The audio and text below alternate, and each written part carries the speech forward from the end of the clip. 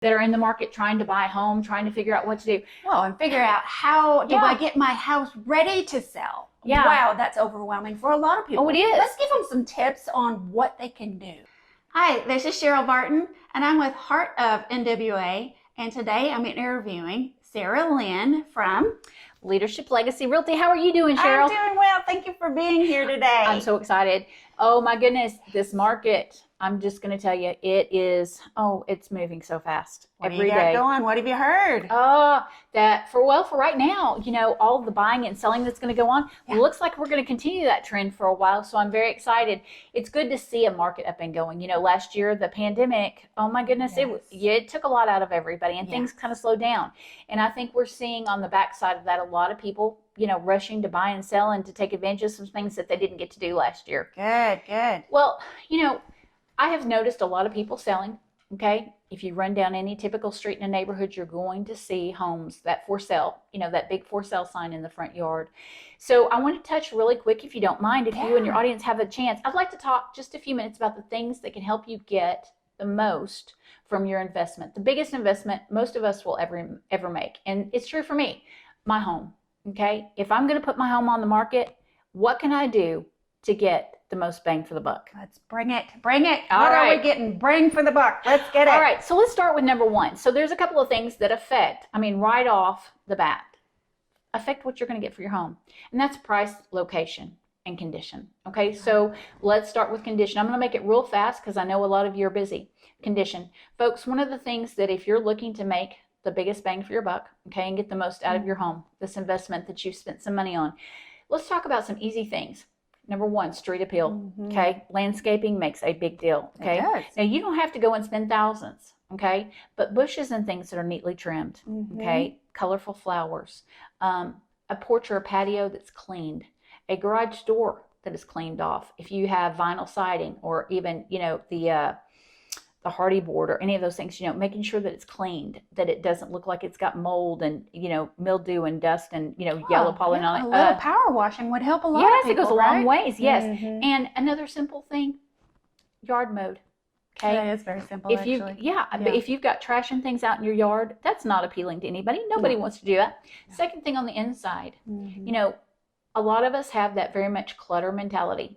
Okay. It's not a bad thing. We have stuff. It's just life. Everybody got stuff. Yeah, you got stuff. Thinking about what can I do to optimize the space that I have so that people can get a really good look at what I have. Okay. They need to be able to see themselves in your home. Okay. So if you have wall-to-wall stuff, okay, I would highly suggest, go rent a storage unit. Go get boxes. And, I've even had some sellers that have packed up things and put boxes in the garage. Everybody expects your garage to be cluttered, so nobody's going to die if you have stuff in your garage. That's true. So go ahead and get it out. Make sure it's clean. What kind of percentage do you think that they should pack up?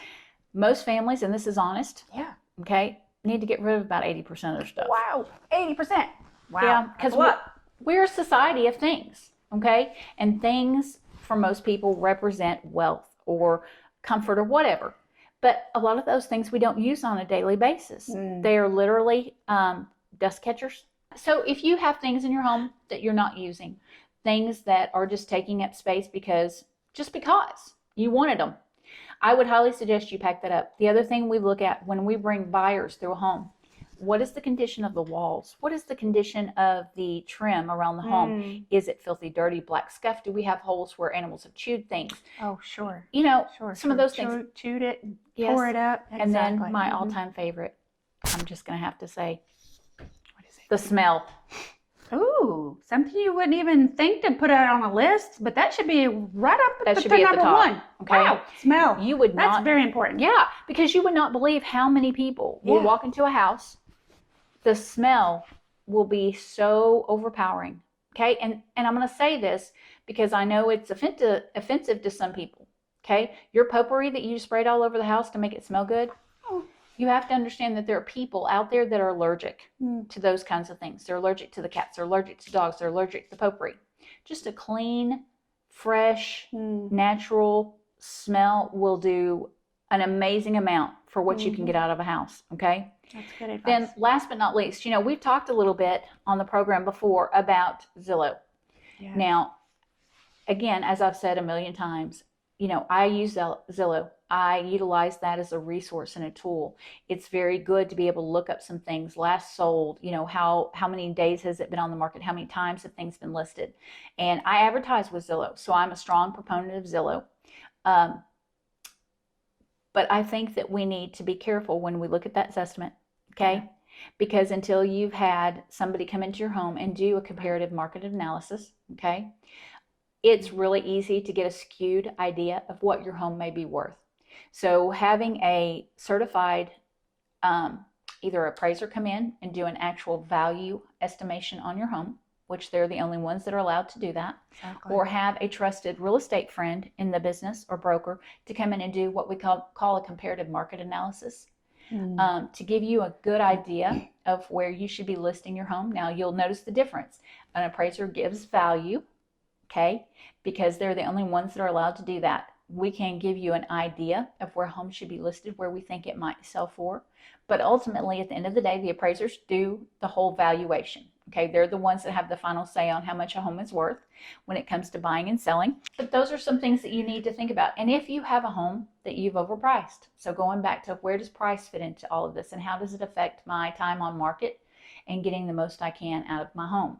So if you have a home that is overpriced, especially in today's market, it's going to sit there for a while. Okay, so price is important. Hitting that happy medium with where you need to be as the market conditions dictate and what is available in your neighborhood, how that is dictated what it can sell, is also going to be a factor on how much you can get for your home. Okay, so price, condition, then location. So I'm going to hit location really quick. Some things to think about.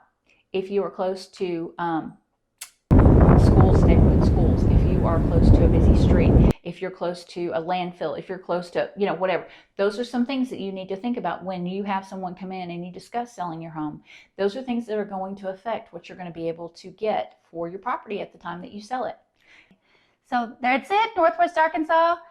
Come see, do, and play. Come on down. Yes, in this great state. Bye for now.